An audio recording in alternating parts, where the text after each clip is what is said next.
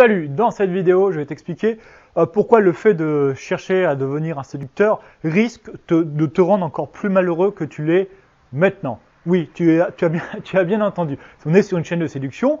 Le but de cette chaîne, c'est t'aider à devenir un séducteur et je vais te dire pourquoi précisément le fait de vouloir devenir un séducteur risque de te rendre encore plus malheureux que tu l'es maintenant.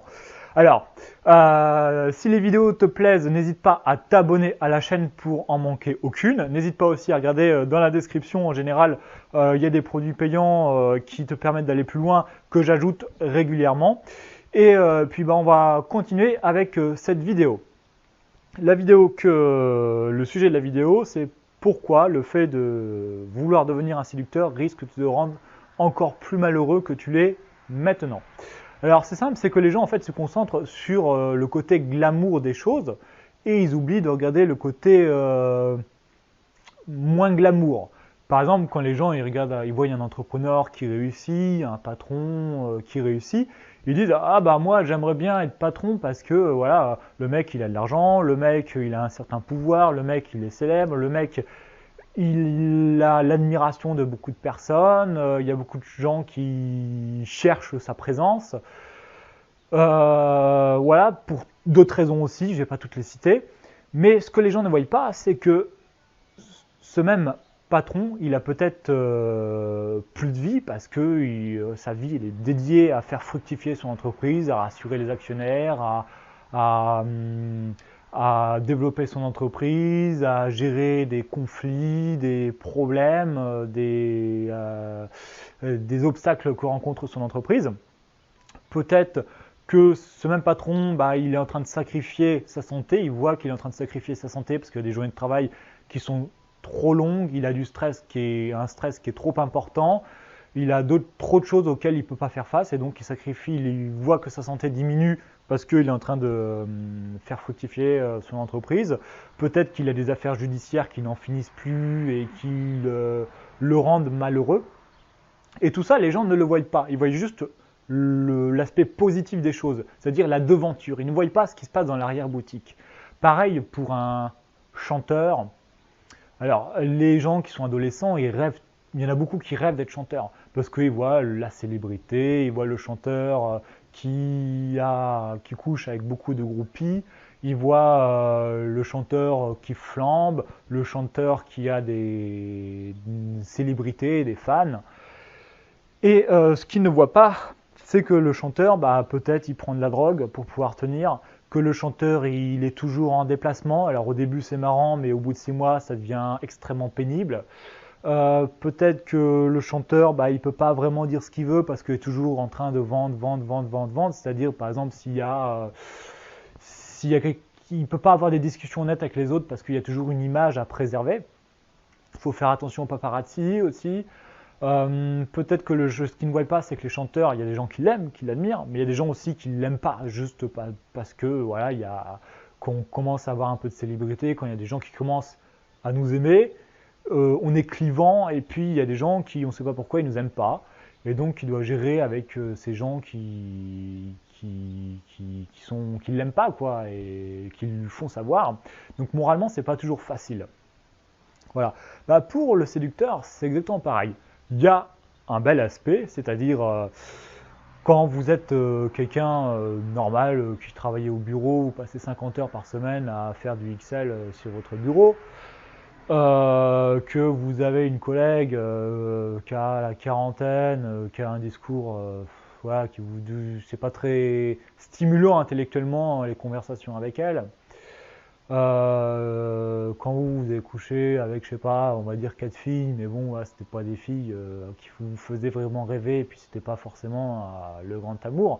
Forcément, quand vous lisez ou suivez les aventures d'un séducteur et que sur internet et que vous voyez que ce mec il couche avec des filles mais qui vous font rêver, quoi, vous dites mais ce mec il doit avoir une vie de rêve.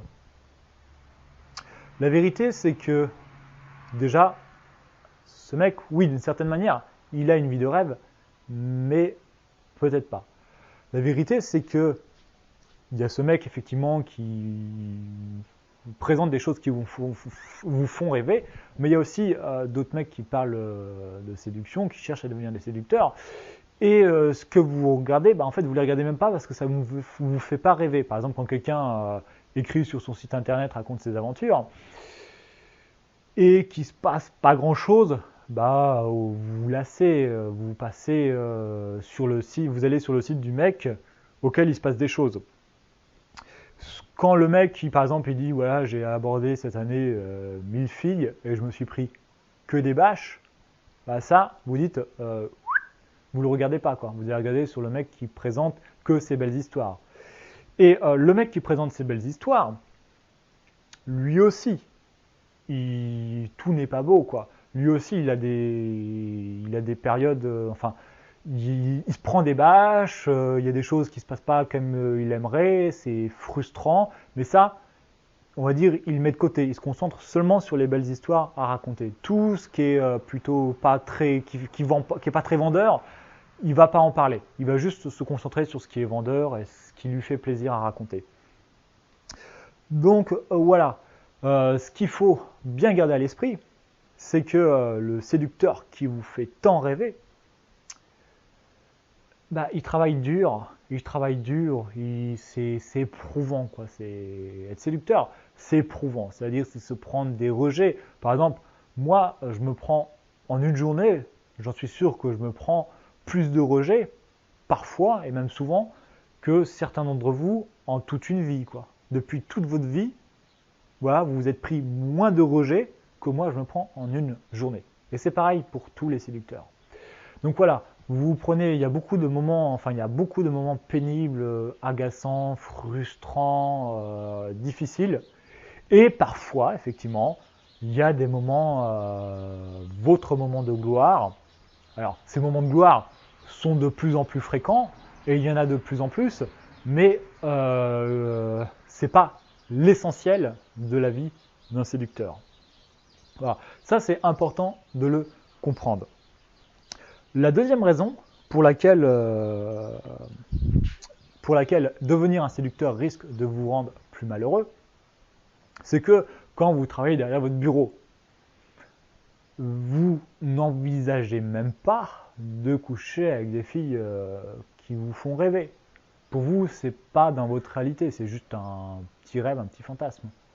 Pour le séducteur, lui, il se donne cet objectif. Et pour lui, c'est son objectif.